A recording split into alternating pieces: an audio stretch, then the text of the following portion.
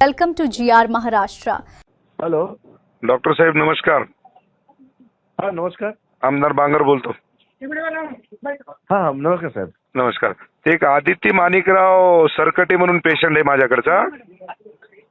हो हो हो हो हो साहेब ते 3 लाखाचं मेडिकल आणि 2,85,000 रुपये तिचे फी फी मेडिक म्हणजे हे झालंय बिल झालंय. 1,80,000 रुपये जमा केलंय आणि बाकीचे पैसे राहिले. तर मला वाटतं आता 10 दिवसाचे म्हणजे 6 लाख रुपये डेंग्यूच्या पेशंटला किती पद योग्य आहे हो? आता तुम्हाला माहित नाही त्याची कंडिशन. अहो कंडिशन किती खराब असू द्या ना हो, तिला काय अमृत पाजले का तुम्ही? 10 दिवसाचे 6 लाख रुपये कशाला म्हणतात? तुम्ही ना त्यांचा भाऊ डॉक्टर आहे. दादा मला सगळीच कल्पना आहे. माझा भाऊ MBBS MD आहे. त्यांना ना इम्युनोग्लोबुलिन नावाचं एक इंजेक्शन द्यावं लागलं. 3,05,000 रुपये आम्ही मेडिकलचे दिले साहेब. नाही नाही आपला गैरसमज होतोय. काही गैरसमज नाही, पूर्ण बिलिंग आहे माझ्याकडे.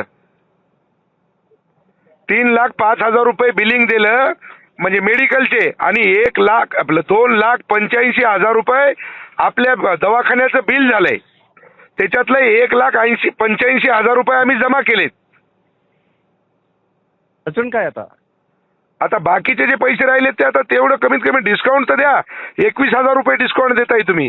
म्हणजे 6 लाख रुपये डेंग्यूच्या पेशंटला मेडिकल आमचं आणि 3 लाख रुपये द्यायचे म्हणजे किती पद योग्य हो सांगा बरं? नाही नाही नाही नाही आपण आहे ना आता आपण फोनवर बोलतोय.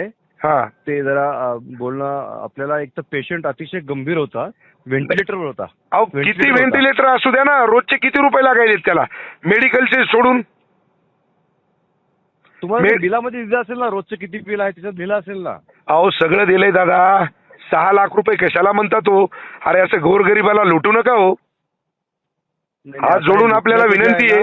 हे बघा प्लीज तुम्ही ना प्लीज काहीच मला सांगू नका तुम्ही. मला काहीच सांगू नका तुम्ही. या पद्धतीनं जर तुम्हाला दवाखाना चालवायचा असेल तर आम्हाला ऍक्शन घ्यायचा अधिकार आहे. ध्यानात ठेवा. 6 लाख रुपये कशाला घेता हो?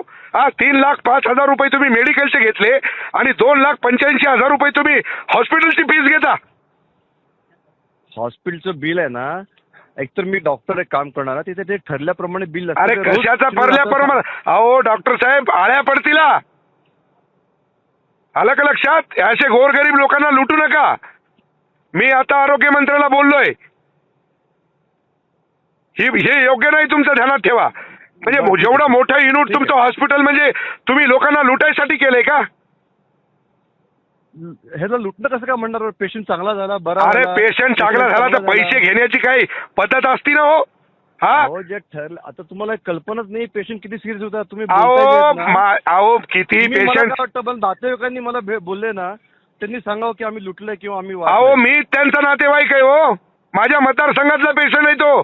नाही मग तुम्ही मला अधिकाने फोन केलात की त्या पेशंट आपण दुसरीकडे शिफ्ट केलं असतं त्यांना. अहो कुणीकडे पेशंटला शिफ्ट केलं असतं, पण ही पद्धत आहे का? अहो ज्या वेळेस दुःखाची घटना येते ना त्यावेळेस माणूस अंगावर सगळं. तुमचं म्हणणं काय आहे? माझं म्हणणं एवढंच आहे की ते बाकीचे जे पैसे येतात ते घेऊ नका. बरं ठीक आहे, करा तेवढी मदत.